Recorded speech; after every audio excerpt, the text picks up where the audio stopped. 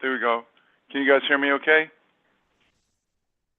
Okay, good. Well, welcome everybody. We have a lot of people signed up, still coming, a lot of folks still logging in, and we will get started. We have a really good and important program for tonight, but first I'd like to introduce myself. I'm Harvey Ferdman. I'm President of the Maryland Heights Township Democratic Club, and we have Sydney Jackson, who's president of the Creve Coeur Township Democratic Club. We meet jointly for these events.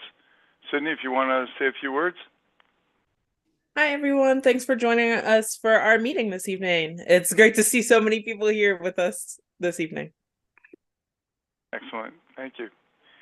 And we will start with the Pledge of Allegiance. I'll share my screen. Okay. Here. I pledge allegiance to the flag of the United States of America and to the republic for which it stands, one nation, under God, indivisible, with liberty and justice for all. Here we go. Okay. First, I'd like to introduce any elected officials who are with us tonight. I know for sure we have Representative Crystal Quade. You want to take a moment and introduce yourself? Absolutely. Thank you so much for having me. As Harvey mentioned, I am Representative Crystal Quade. I represent the 132nd District down in Springfield, and I am also the Democratic leader in the House of Representatives and candidate for governor. Look forward to talking with you all. Thank you. I see a lot of other names on here. It's a little hard for me to pick everyone out. LaDonna Applebaum, would like to take a moment to introduce yourself? Hello, everyone. It's LaDonna Applebaum. I represent the Fighting 71st District, which is a lot of unincorporated areas and Creve Coeur. I'm running for my 4th term. I also want to say that I recently become the committee woman for the Maryland Heights Township. I'm very honored to do that. And I put a couple of things in the chat to let you know about some dates of important things that are coming up. The one most important I can think of at this point is January 3rd in Jefferson City. We're going to have some former governors, a future governor, and we'll be raising money for the HDCC. It'll be the first day of session. It'll be a fun night. I hope you guys can come down for that. And then really save the date for May 11th. That's going to be the county Dems Gala. Anyway, I'll get back to this. Thanks. Good to see everyone. Excellent. Thank you. We have a lot of people here, other elected officials or representatives of elected officials who want to introduce themselves. Just go ahead and speak up. Good evening, everyone. It's Councilwoman Nicole Greer from the city of Creve Coeur, and I represent Ward 2. Good evening, everyone. Mayor Ella Jones of the city of Ferguson, president of the Ferguson Township Democratic Club. Welcome. Thank you. Hi, everybody. It's State Senator Tracy McCreary. I'm here just to support my friend and leader, Crystal Quade. I served with her in the House for many, many years, and I am her #1 fan, and I'm just here to support Representative Quade and her race for governor. Thank you. I think you'll have lots of competition for that #1 fan, Senator McCreary. Other elected officials that want to introduce themselves or representatives? Okay, hearing none, we shall proceed. I have a couple of announcements before we get started. One is the upcoming, wrong one, hold on. Get the right screen to share. It is the upcoming gala for the St. Louis County and City, I believe. Give me a moment. I'm having a little trouble finding it. See what I can do here to fix this. Oh, I see what happened. Okay. There it is. Now I can share it. Here, click there.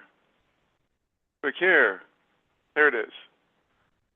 Okay, upcoming December 13th, 5:30 to 8:30, Ugly Sweater Caucus, City County Holiday Party, Teamsters Hall. If you're you want more information on it or you're looking for it, if you go to the MissouriDemocrats.org, that is our state party website, under events, you will find this. Another thing that is available now is the 2024 delegate selection process. It is also on this website, and just a quick look at some of the key dates. And again, it's very easy to access this on the MissouriDemocrats.org website, and I'm hoping to have, or we're hoping to have someone actually do a formal presentation on this process at our next meeting, working on arranging that. And I think that's all I have for announcements. Anyone else have any announcements? Okay, hearing none, we shall proceed. It's my pleasure to introduce our Harvey, we got a hand Missouri raised House of from Representatives Minority Leader. I'm sorry, what was that? John. Raised from John Bosch. Oh yeah, John, you want to introduce yourself? Hey, everybody. It's John Bosch. I'm the executive director for the St. Louis County Democrats. In the chat, I put the Act Blue website where you can get tickets for the city county holiday party. It's better to go through the Act Blue site than the state party site because it is one of our events. And it would just add an extra step. But I appreciate Harvey mentioning that on December 13th. Okay, thank you. So it's in the chat on how to go directly to the Ugly Sweaters Caucus on Act Blue. For folks who have an account, you can look up, I believe you can search for Ugly Sweater Caucus. But in any case, the link is there. Thank you, John. And John, if I ever neglect to introduce you at any of these meetings, please do speak up. You're an important part of our local party here. Any other announcements from anyone? Okay, hearing none, it is my pleasure to introduce our first speaker of the evening, and that is State Representative Crystal Quade. She is currently the House Minority Leader and candidate for governor. And Crystal, the floor is yours. Thank you so much, Harvey. And thank you, everyone, for being here tonight and inviting me to jump on this Zoom before the holiday. I think I have met most of you, but there are some faces that I don't know. So I want to take a moment to give you some background on myself, talk about what we're up to in Jefferson City, and of course, why I'm running for governor and how we plan to take our state back in 2024. For those who don't know, I grew up in Southwest Missouri in Webster County. It's about an hour east of Springfield. Grew up on a gravel road in a very small community. My mom was a waitress. My dad worked in a factory. And I'm actually the first in my family to be able to graduate high school. I went on to Missouri State University, where I got my degree in social work. And it was my time during my schooling studying social work that I really started to engage in government. As most of you know, anything that we want to do to help people is dictated by public policy. And so I decided to do an internship in Jefferson City, like many of our great students do. And when I got to Jeff City, again, a lot of folks of you who have been there understand, I was really quite disheartened with the way that our elected officials in Jefferson City talked about low-income folks and people like my parents. And I was really frustrated with the way that the elected officials were discussing things like Medicaid expansion and who should be covered. And I realized really quickly that we needed more folks in office who understand what regular working class Missourians are going through.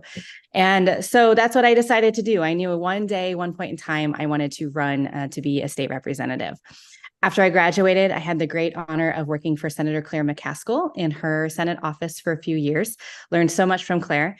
And then after working for her for a few years, I jumped over to the Obama campaign, and I was a community organizer down in Southwest Missouri. And in 2010, I ended up working for the Robin Carnahan U.S. Senate race under the Obama staffing and was a regional field director down here in Springfield.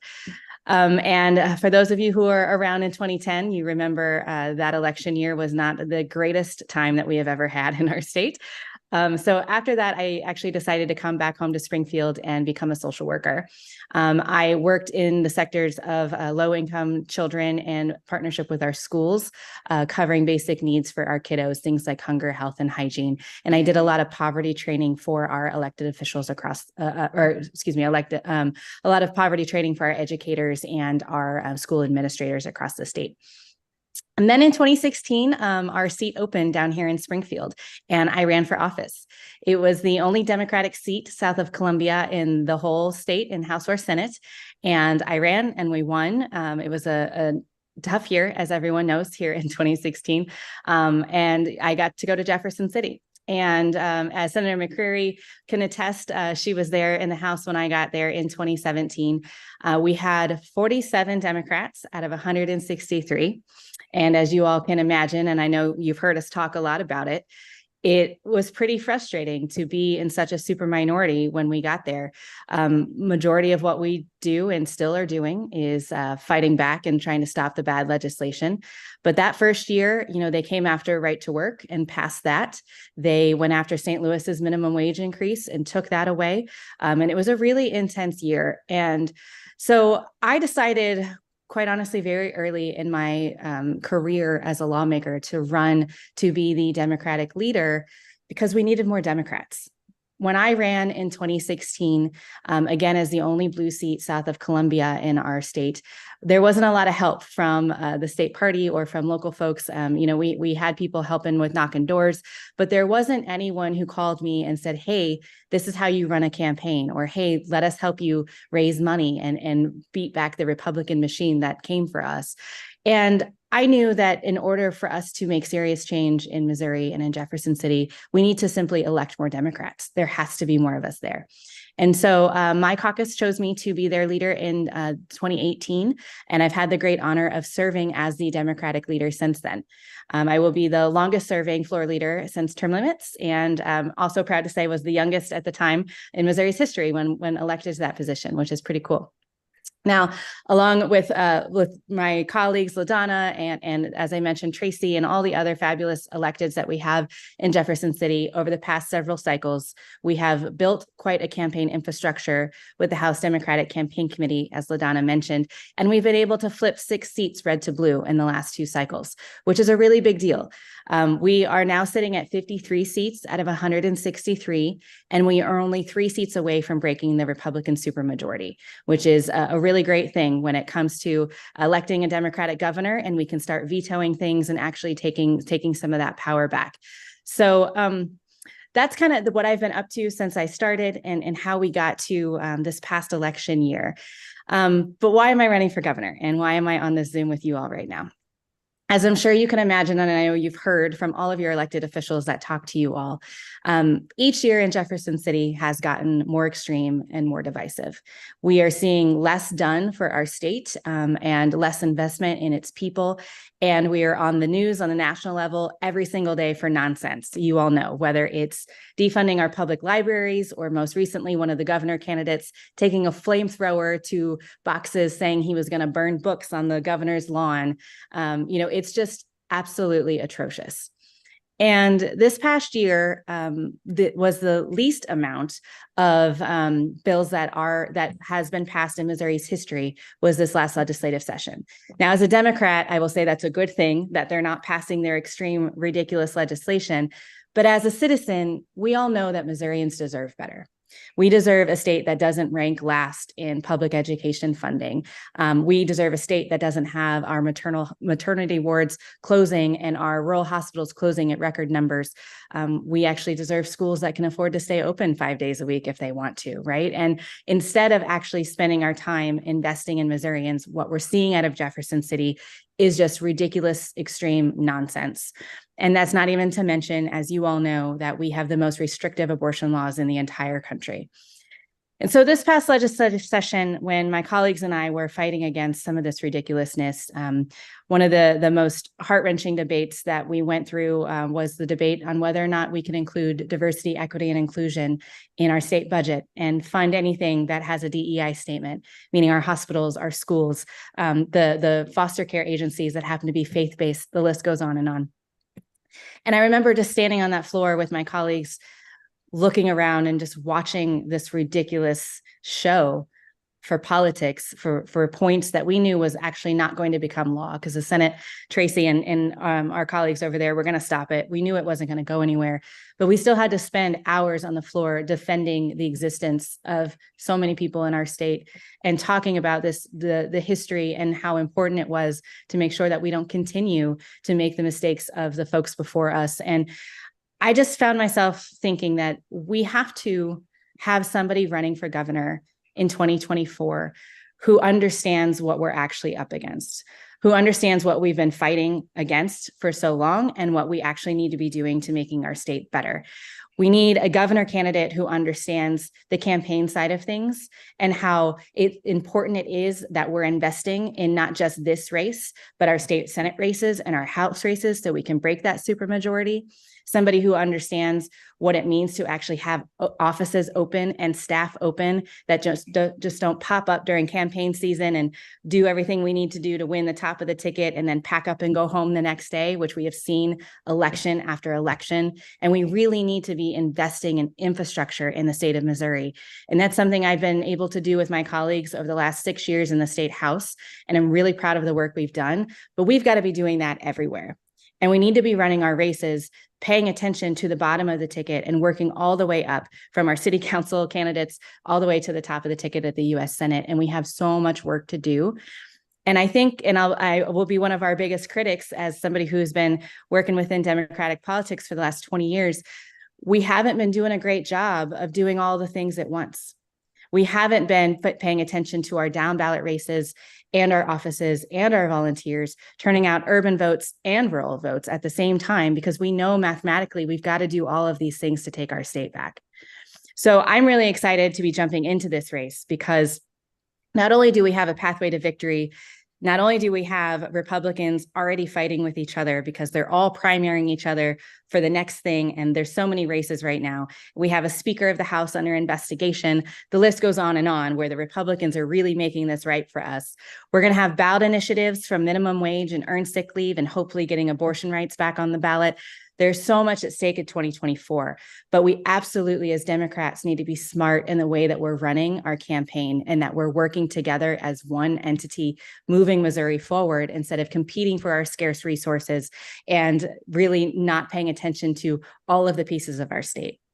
We've got to increase voter turnout in the cities and register more voters, but we also need to find about 350,000 rural voters. We know that because of Medicaid expansion. We know that because of marijuana and all the ballot initiatives, and we have a pathway to do all of this. But we've got to make sure that the folks at the top of the ticket understand that and are ready to do that work together in a coordinated way. And so I'm really excited of what we've got in front of us, the work that we're doing, and also really excited about the conversations that have already been happening with Russ Carnahan as the state party chair. I want you all to know that we're already having conversations about the coordinated campaign offices, trying to get all of that stuff up and running, and hopefully in the early spring, instead of waiting till the fall like we've seen the past few years. You know, there's a lot of pieces of this puzzle. But I think for too long, we have had candidates picking one or two of those pieces, and we really have to be doing all of this at once. And I know it sounds like a big hopeful ask, but we have to do it because there's no other way out other than being really smart and strategic in the way that we're running our races. And so I want to first say I'm so grateful to all of my colleagues and the candidates that are running up and down the ballot because we are all working together and talking all the time about what the different needs are and really coordinating in a way that I think is going to do a lot of good for Missouri Democrats. But I could go on and on. I do want to provide some space for questions, and I know that we have Wesley coming up soon, so I don't want to take all the time. So I'll go ahead and stop there, and Harvey, I'll open up to questions if folks have them. Well, thank you. If anyone has questions, you can either raise your hand, put them in the chat, or if it's a real quiet moment, speak up. Alan, do we have any questions coming in at this point? And I see. Okay, this is an awfully quiet moment for our group. I'll lead off with a question. Where is the proposition or constitutional amendment to raise the bar for voter initiatives? What's the status of that? Is it still lingering around? Yes. So for folks who may not be familiar with what Harvey's talking about, Missouri has an amazing initiative petition process where voters get to hold us accountable as elected officials and get things done that we're not paying attention to, or vice versa. And what we're seeing in the past legislative sessions is the Republicans trying to attack the ability for citizens to use the initiative petition effectively. Last year, there was a really big push by the Republican leadership to change the thresholds of what percentage votes we had to have to pass something. I'm happy to say we've been able to stop that every year that they've pushed it forward. But I'll be honest, I think it's something that we need to be very concerned about next legislative session. If the Republicans pass initiative petition reform, it will go to a vote of the people, like we saw in Ohio, where we'll have the ability to say no to it. But it is a huge concern, and it's something that we use all the time, obviously, to get progressive policies through that the Republicans won't do. So it's really important that we stop that from happening. Okay. See a question in the chat. At least one question, there may be more.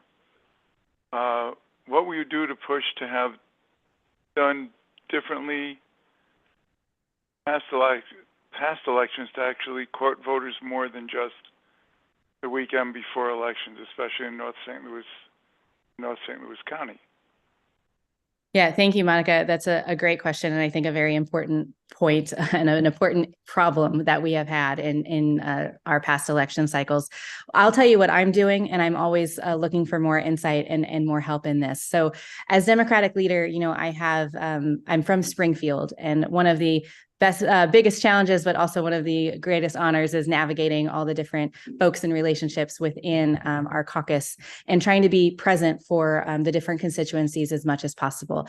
And so I know that I personally have traveled all over the state, but particularly spending a lot of time where where a lot of our state representatives are, and have put nearly 100,000 miles on my car traveling a bit. And so I think the first piece of that is showing up before election day, showing up even before now. We need to be doing it all the time and making sure that folks actually know who we are before we show up and ask for their vote. But I think the second piece of just showing up is finding out what we can do for the various communities. My job as a state representative, and more importantly as governor, is to do what the folks need me to do to make their communities successful and safe and thriving. And so when I go to communities, I try to sit down and say, what do you need from state government, and what can we be doing better? Particularly towards this race, to be more specific, what I have been doing is reaching out to the elected officials that I do know and the relationships with some of the organizations that I know, asking folks to invite friends and sit down at a diner and have, whoever wants to come in the community and kind of do meet and greet type situations. So we're hoping to start those very soon. I've done a couple already, but hoping to have more public ones where we're inviting the public early next year so that we're not waiting until election season and we can spend all of the year being present in the places that matter. Excellent. Thank you. Laura Burkhart, did you have a question? No, I was just replying to LaDonna. No. Oh, But okay, sorry. Went out but to your everybody. colleague from the Fighting 71st did ask about your roller derby name. Thank you, LaDonna. So for those who don't know, I did play roller derby for a very long time.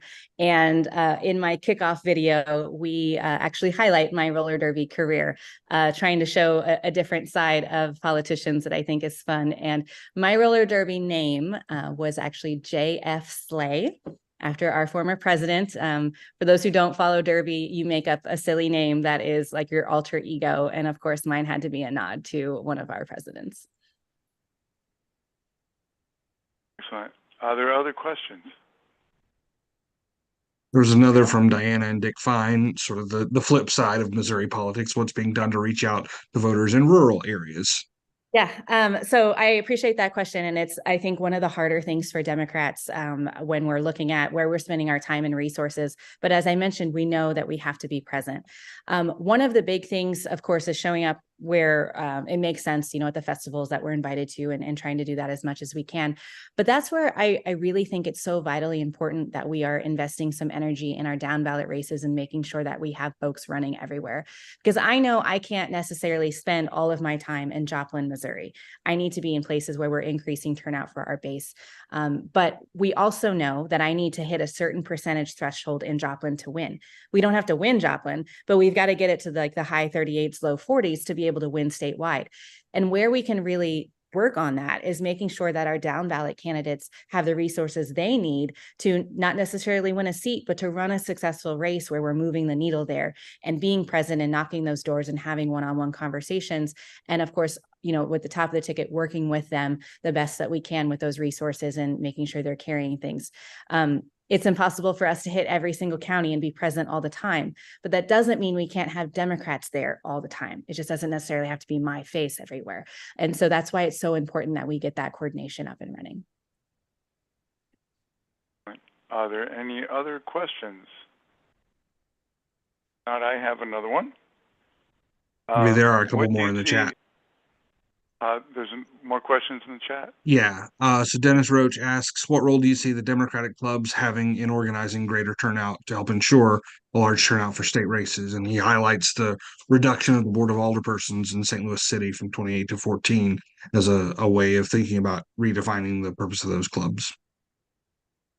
Yeah, I appreciate that.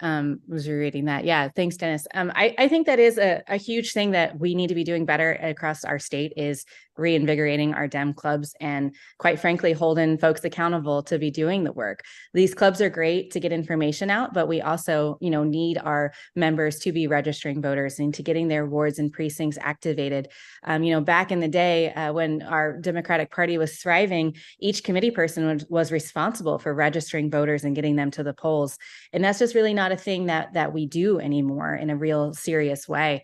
And so I think to Dennis's point, really leaning into those clubs and helping with that voter turnout is really, really important, and especially in our safe blue places. We know in St. Louis City, 98% of the voters are going to vote Democrat, but when we're not even hitting a 50% threshold of turnout, that's a huge difference when it comes to whether or not we're winning or losing in Missouri. Excellent. And if you want, see another question in the chat. Yeah, there's a few more in here. I can scroll and read them through. Frank made the point about jobs with justice and the minimum wage and earned sick leave and how they're not quite on pace to get the signatures. And in Congressional District 1, and I think it was the only one that has enough signatures so far. So yeah, I believe 7, 3, and 6 are still a little far behind. So do want to just highlight that folks need help with that. So thank you, Frank, for bringing it up. I actually had a call with Jobs with Justice this afternoon to check on those ballot initiative signature gatherings. And we need to be a little bit further along than where we are right now. So if folks are willing to help with that, everywhere outside of CD1 needs some assistance. So thank you, Frank, for highlighting that. Mark is asking, what type of position do I have on the two key issues of abortion and guns, and how do you think they will help or hurt with voters? So I think that this is a really interesting time to be a Democrat in the state of Missouri, Because, when I first ran in 2016, folks would say, don't talk about abortions or guns at all. Don't do it. Don't take the endorsement of Planned Parenthood or you'll lose your race. Now, I did because I'm stubborn like that. But I do think that it is very important that we are being honest and authentic about these questions. Voters see through when we aren't honest with them. And I think for too long, quite frankly, Democrats have really danced around these issues and not been bold about how we feel about them. And we're looking at the ballot initiatives around, or the turnout around abortion, and Missourians are with the pro-choice movement when it comes to access to care. Now that we are one of the most restrictive states in the country, we're really starting to see that. You saw even Lieutenant Governor Kehoe start to walk back his stance on abortion, and now says that victims of rape and incest should have care, when a year ago he said they should not. So we're starting to see that change a little bit.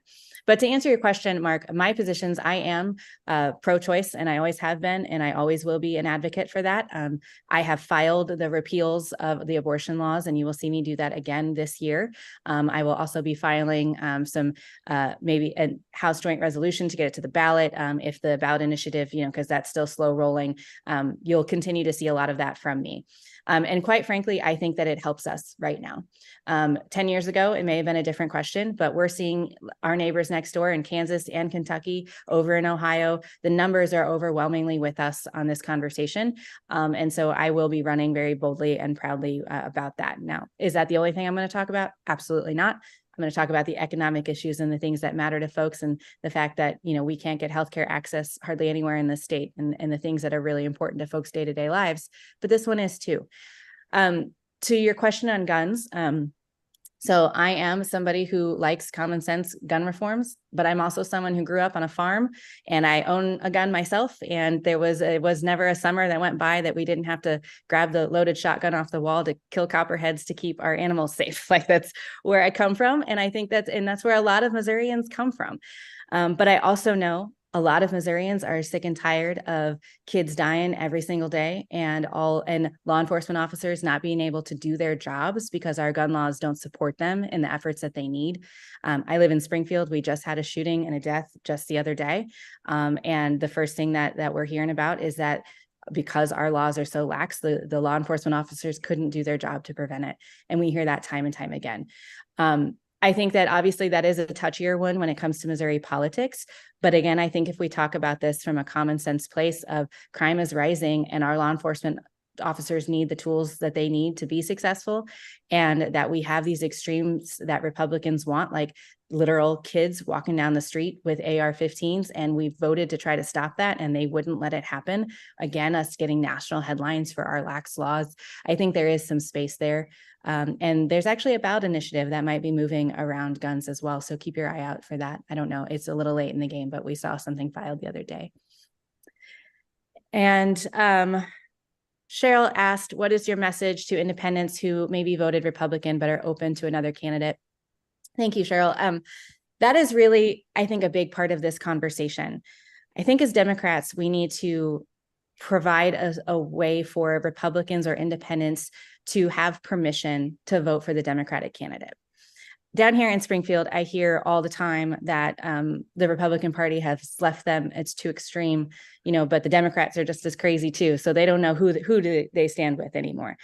And we need to provide a place for folks to feel comfortable, maybe just this one time, voting for Democrats, because so much is at stake. And that's where I think it's really important as a gubernatorial candidate to talk about the extremes and all the things that are happening in Jefferson City, because a lot of voters don't know that they tried to completely defund our public libraries, that was a real thing that Secretary Jay Ashcroft, who's the front runner for the governor's mansion, wanted to have happen, right? A lot of people don't know that, even victims of rape and incest, young children do not have access to healthcare. And that's a thing that we need to be talking about. We need to be very bold in how we're discussing these things. And while we're doing so, talking about the things that matter to folks every single day. The fact that you have to work a couple jobs to make ends meet anymore, that it's impossible to find housing and to buy property anymore. That crime is increasing no matter where you live. Again, the list goes on and on. I personally believe that if we talk about the realities of the extremes in our state, but also talk about what Democrats actually do and care and invest in, that we want to make our state something that we're proud of, and that kids don't want to leave when they graduate high school, that they actually want to raise a family here and provide the policies that show that, I think that we do have a path. I know I'm going over time. There's more questions in there, but Harvey, I don't want to keep going because I know you guys have a lot to cover. So I'll turn it to you. Well, thank you. What time is it?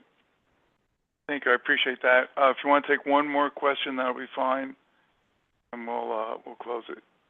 If I could butt in then, so many of these questions are, about you and your positions on things, but I think more important is, what do you need from the people on the ground? What, when I was getting involved a few years ago, I noticed that so many people were looking for on-ramps, and there wasn't necessarily great communication from the Democratic infrastructure or candidates or parties or county committees on how do you get involved. So, I mean, obviously we're all involved, but there's still those steps. What can we do to help you? Thank you, Alan. That is What the do you best need from me? question all the time. So I'll be honest with you guys. First and foremost, we always talk about it, but campaigns cost money. If you don't know, I do unfortunately have a primary that's making it a little bit harder for us. But the Republicans are going to outspend us 10-1. We know that. And so helping financially is a big piece of that. And not just with me, but all the candidates. We've got a lot at stake and a lot of seats that are really, really important. But the next piece of that, of course, you guys are super engaged. We're going to need help with phone calls and knocking doors and doing the work and inviting more people into this fold. We talk about it all the time, but we see the same faces at these meetings every time. And we might have one or two new faces, but we've got to grow the amount of people who are doing the work here. And so that is another big ask that I have for you all, is to engage new people and bring them into this. And my website, I'll give a quick plug, is just my name, crystalquade.com, QUADE.com. And you can sign up to volunteer there, and we will send emails out and give information as that gets up and running. Excellent. Well, thank you. Your time and efforts are appreciated. Lots of accomplishments to look back on, and hopefully lots more to look forward to. Well, thank you So all once so much again, for having me. Thank you. And moving on to our next guest would be Wesley Bell, who is the current St. Louis County prosecutor and has declared that he's running for Missouri Congressional District 1. Wesley, the floor is yours. Okay, well, good to see everybody. I was kind of scrolling through, so a couple quick things, and I heard a lot of what Crystal's remarks, but just I think I'm assuming she mentioned it, but on some positive notes, the Missouri Supreme Court declined to consider the appeal from Ashcroft's abortion ballot language.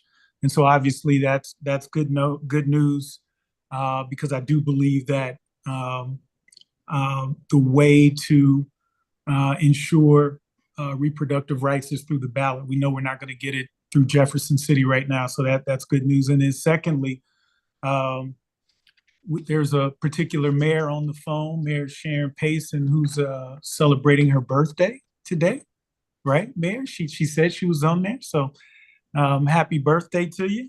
I even had my little song queued up for you. I'll play it later. At any rate, Thank you. at any rate, but yeah, thanks again for having me. It's good to see everyone. And yes, I did recently announce my candidacy for the congressional seat here in District 1. And I'll talk about briefly why I did that, and then open up to questions. And ironically, as I was getting around the state, there was this recurring theme that I would encounter when I would talk to folks in not only our district, but also in places like Kansas City, and even talking to folks in DC. And I want to be clear, this is nothing personal. against the congressperson. Obviously, we all know these jobs are temporary, and we serve at the pleasure of the public. And we have an obligation to represent our district, and voters are going to make that decision for us. And so consistently, I admittedly, I would get calls to run for this particular seat. And we would get emails to our office, and then I got to Kansas City, and I was up there every other month. And the recurring theme would be, hey, your congressperson isn't working with folks, and I would get that from different leaders and different entities up there, and because I met with several, as some of you know. And then I went to DC, and I talked to folks connected to the party, even to the Congressional Black Caucus, and it was the same. Your district is not getting the resources that it needs. And it's something that I saw from my vantage point. But prior to some of these conversations, that wasn't where what I was looking at, as you all know. But when I started thinking about it, and it was obvious that this was the right decision to make. And so I look at it from two different vantage points. One, our government is based on building coalition so that you can bring resources home. The loudest voice does not get the resources. The best speech does not get resources. It's about building coalition and bringing those resources to your district. Also, on a national stage, our world is in crisis. Our world is in a very dangerous place right now, with wars in Ukraine, with terrorist attacks in Israel.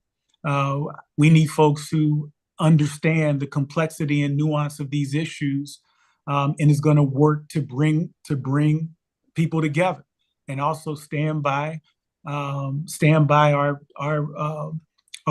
allies, and be a reliable partner to our reliable partners. I think that's important, in understanding that. And so one big part of this job is showing up.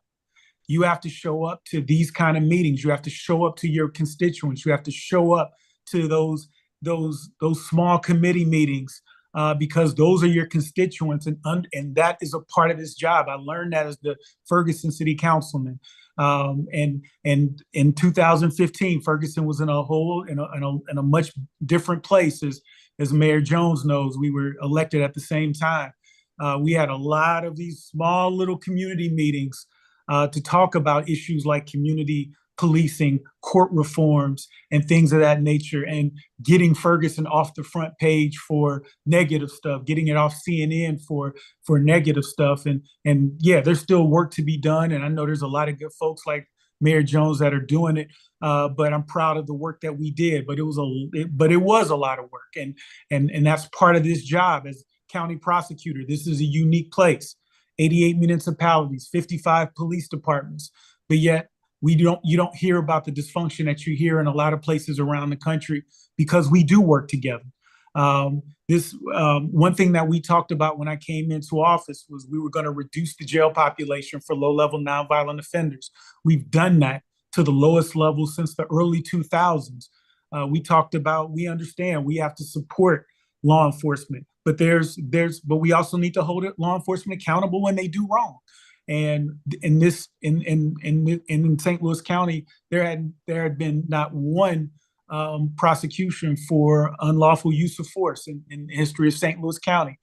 Since I've been in office, now there have been 5, all under our watch. And let me be clear, we're not looking to go after police officers. When police officers are right, we know it's a tough job. And when they're right, we're going to back them 110%. But when they're wrong, we're going to hold them accountable. And I think just like with any of us in our jobs, if we do something wrong, we're going to be held accountable. And that's how it's supposed to be.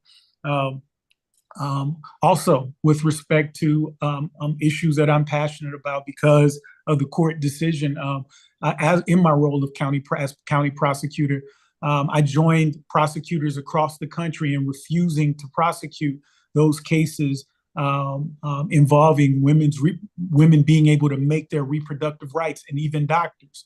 I was the only prosecutor in the state to do that. And so I say all that to say, with this run for the congressional seat, it wasn't an easy one, but it was one that I felt needed to be made. I feel that we need people who are going to show up. They're going to be here listening and hearing from their constituents. We need someone who is going to work to bring people together and not divide. We have enough polarization. We have enough politicization of every single thing in this country. We need more people who are going to work to bridge those divides. And that's what I've made a career on. That's what I've done consistently throughout my time as an elected official and beyond that. And that's what you'll get from me if I have the honor of serving as the next congressperson from District 1. So again, thank you all for the work that you do. I mean, I've talked on this Zoom before, and I've talked to you all before, and yeah, and I'm excited about the race, and yeah, we'll open it up to questions. The only thing I ask is I had what should be, knock on wood, my last eye surgery, and so please don't make me read any small font, questions or anything. If it can be avoided, it would be appreciated.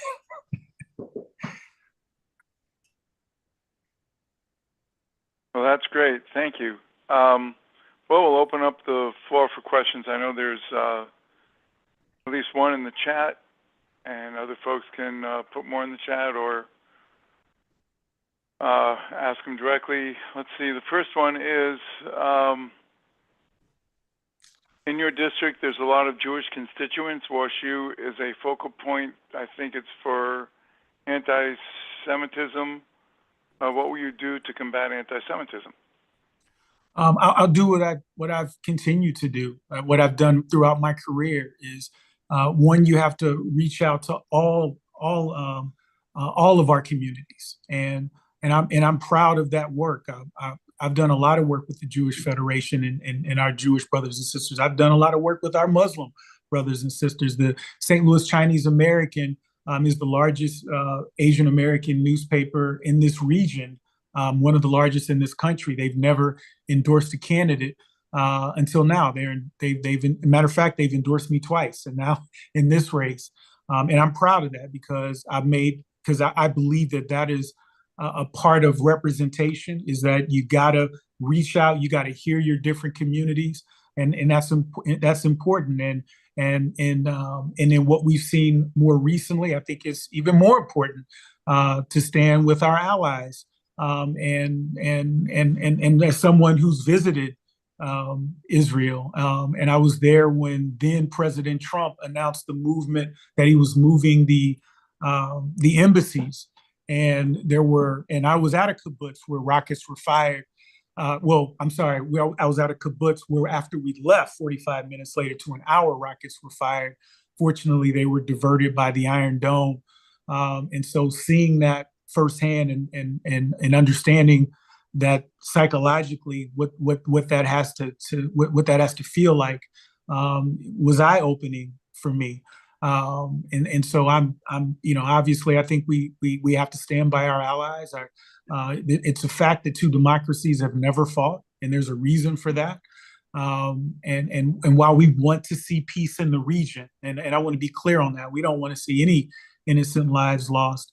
But I do believe we have to stand with our stand and be reliable partners to our reliable partners, and stand against terrorism. And as the next congressperson, I intend to do just that. Thank you. Are there other questions?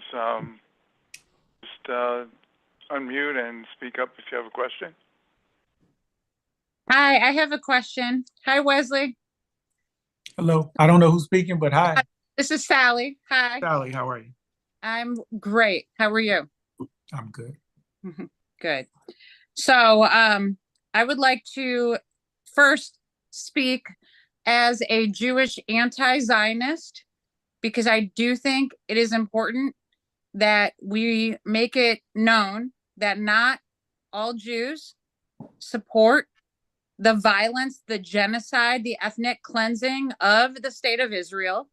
So please just make sure that you do not treat all Jews as a monolith, as if all Jews support the ethno-state of Israel, because we certainly do not. That is number one. But number two, when you talk about that you don't want to be divisive, and clearly you are insinuating there, you're implying that you believe Cori Bush is somehow divisive. You think somehow she's too divisive. I mean, I think that a lot of people could have said the exact same thing about you when you ran for your current position.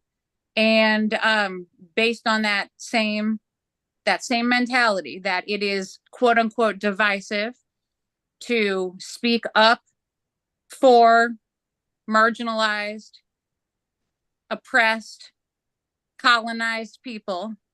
A lot of people think that that is divisive. And so I think that's how that is going to be interpreted when you say that. And you can feel free to be very specific about that. But real quick, I do want to ask, though, specifically, when you say, I feel like there was a little contradiction that I want to ask you about, because you talked about police. You talked about that when police, that when they do something wrong, when they've overstepped, right? When they clearly have done something illegal, used excessive force, that you want to hold them accountable, right? And when that happens, that's the time that you want to do that, right? You talked about that. So why? Because you also then keep talking about we need to, quote unquote, stand with our allies. Stand with our allies. You said that many times. And I don't think that it's a coincidence that this is the moment you have chosen to run against Cori Bush. She is one of the very few United States representatives who's actually dared to criticize anything about the state of Israel and the genocide against over what's the number now? Sally, I have to ask. Is there a question so there? I'm asking, this is my question. As you have chosen this exact moment to run, while Cori Bush has been criticizing Israel's genocide, and you are saying that sometimes we do need to hold police officers accountable when they use excessive force. But then what I want to ask you is about this contradiction when you say we need to always stand with our ally, Israel. You keep saying ally, but you don't say Israel. I think we got the question now. Why can we not hold them accountable for their very, very excessive force of over 10,000, 11,000, 12,000, half of which are children, are killed? So tell me why that is not the same thing, that we don't ever, ever, ever hold them accountable. Thank you for the question. Mm-hmm. Okay. So first and foremost, it's offensive to me that you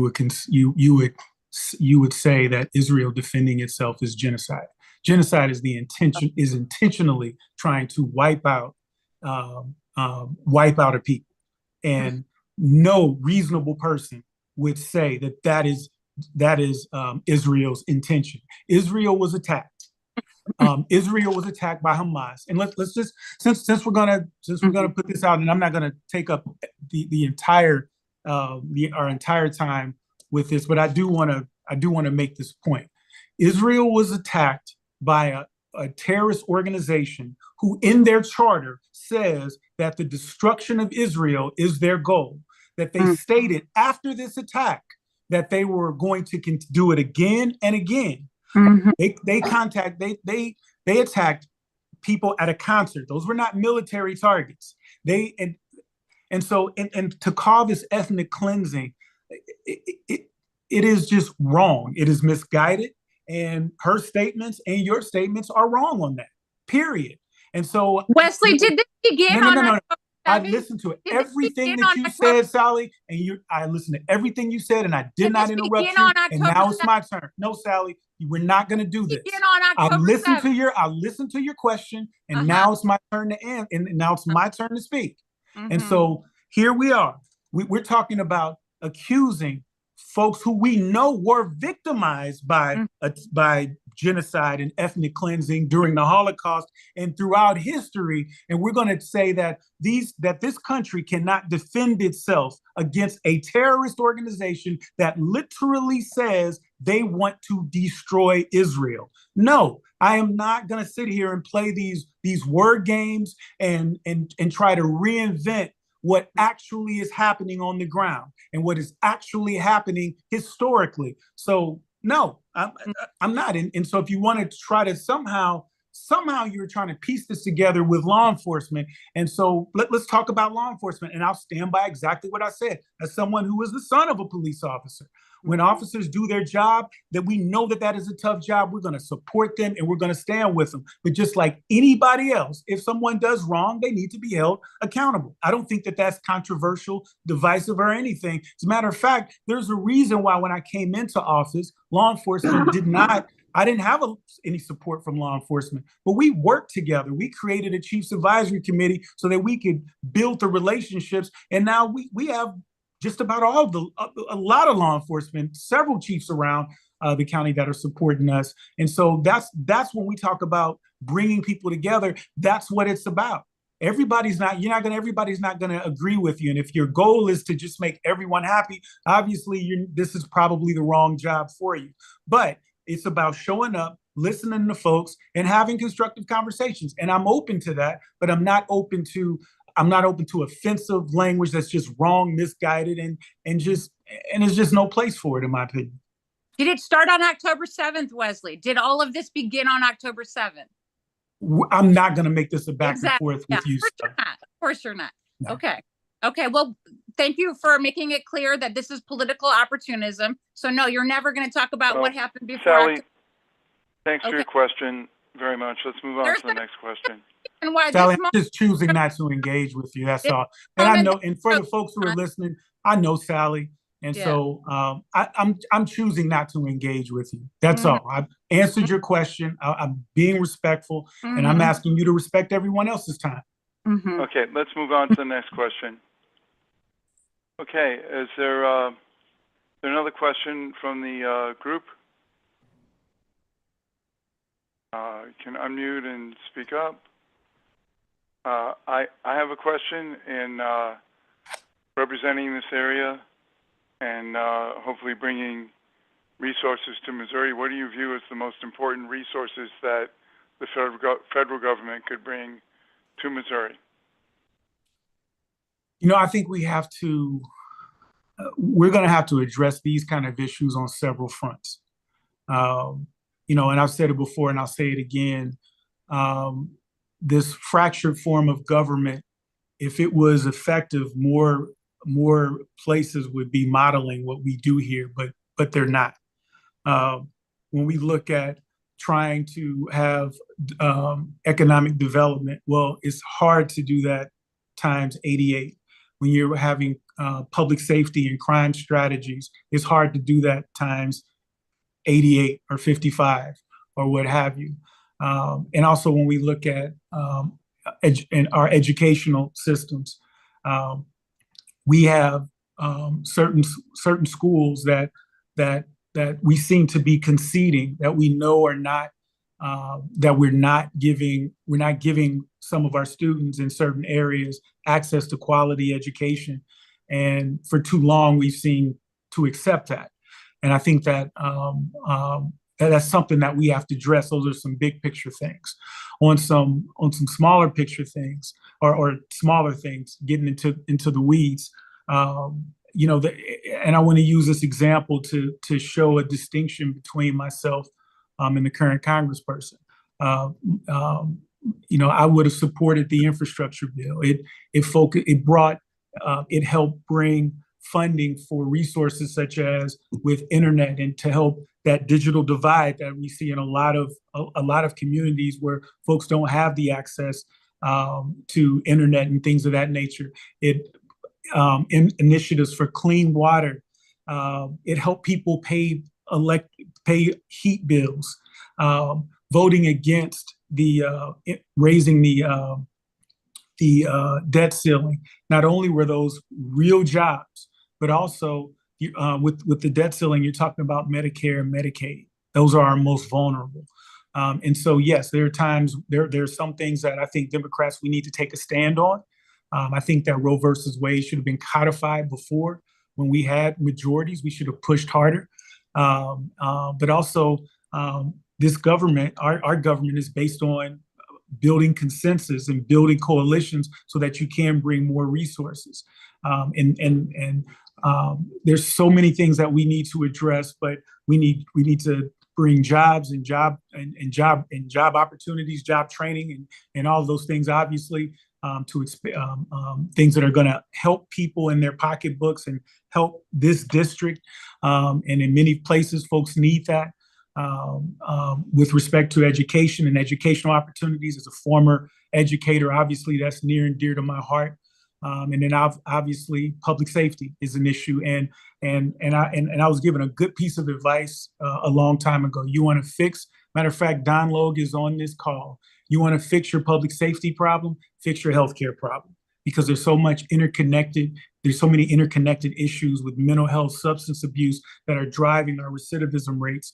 And bringing the money to support those organizations that have been proven to lower recidivism rates, those help expand, those help with our public safety issues and also our healthcare issues, which often go hand in hand. I mean, there's, as Crystal talked about, there's so many issues we could talk about, but if I have to pick two or three, that's probably where I'd start. Okay. Are there other questions from the floor? I do have one question from the chat.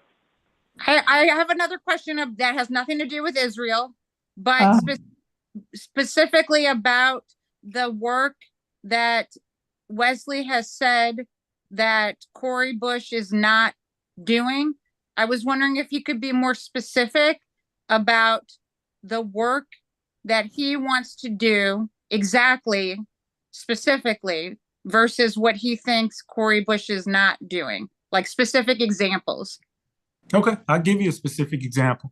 When I talked about the infrastructure bill, that is a specific example of a bill that helped people in this district right here.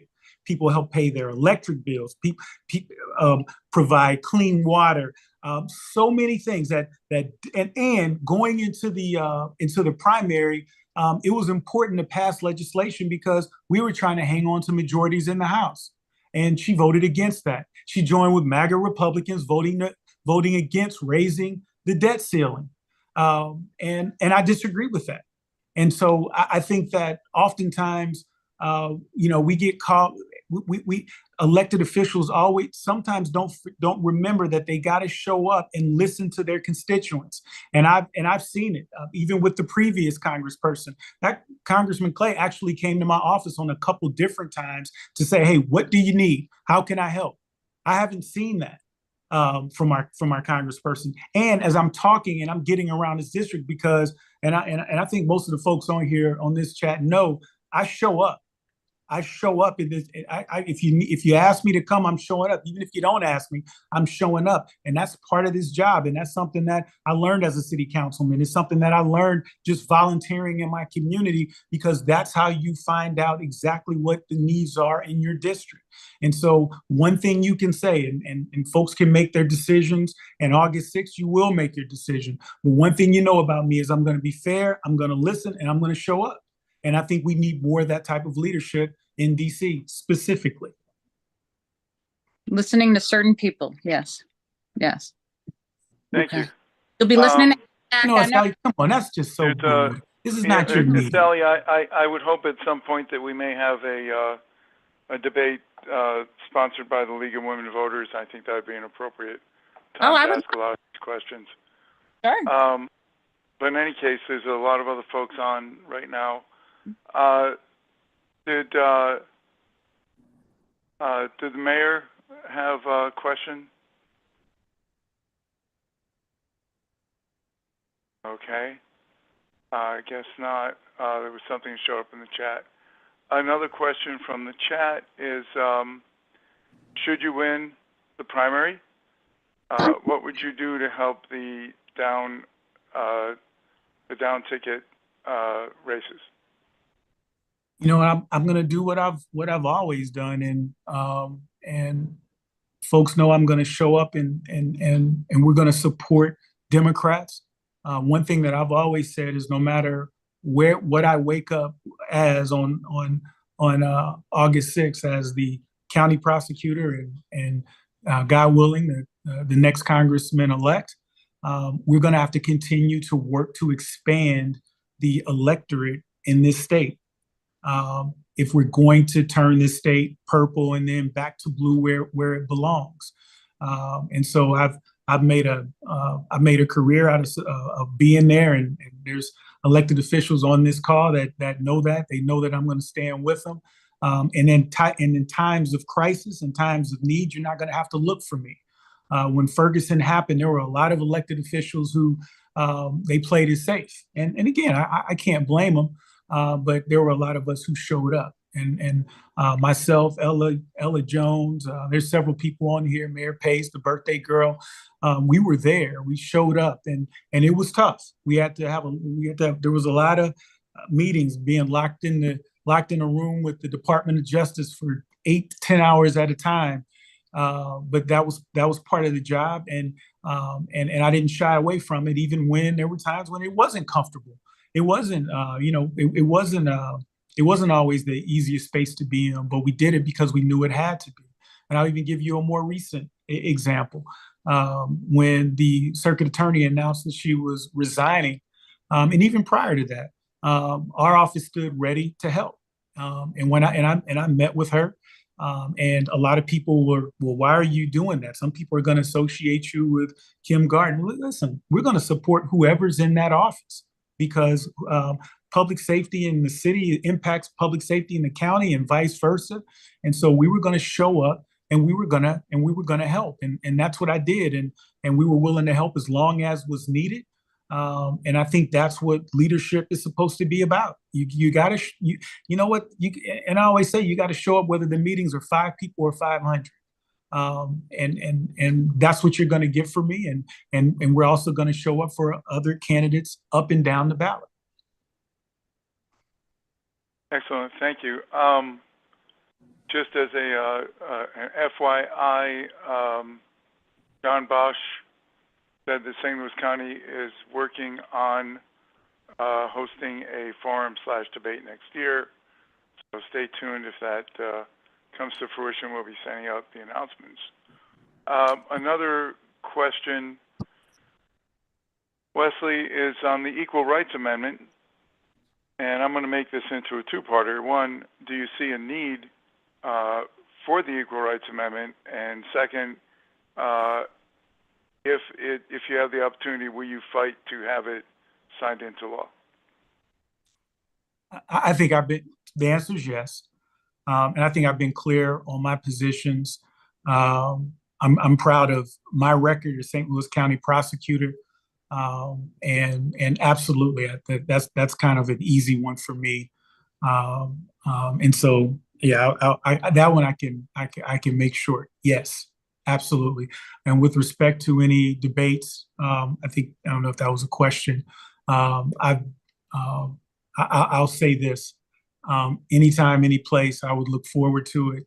And I know Channel 9 also reached out already, and as well as the League of Voters. And so the answer is an emphatic yes. I would look forward to it anytime, any place. Hopefully we can do several of them. Okay, excellent. I'm wondering, is your campaign manager online at this moment? Or is there anyone from your campaign online? I'm here, yes. Yeah, can you direct message Frank if you look in the chat? He's looking for some contact information. Absolutely, I will. Okay, thank you. Okay. Any other questions?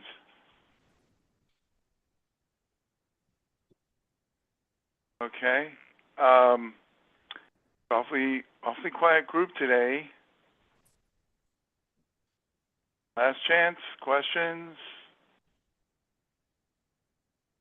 Okay. Sydney Jackson, would you like to say a few closing words? And thank you, Wesley. Appreciate your efforts, the work that you have done, and the work you will do. Because correct me if I'm wrong, you have an opportunity to stay in position if you don't win the primary, right? You'll still be county prosecutor. Correct. Excellent. Okay. Can you guys it's a win-win. No. Thank you, Harvey. And thank you. And I've said this to you all before, and I'll say it again. I appreciate the work that you all do. The way we drive voter turnout, the way we turn this state back blue starts right with you all. The townships and the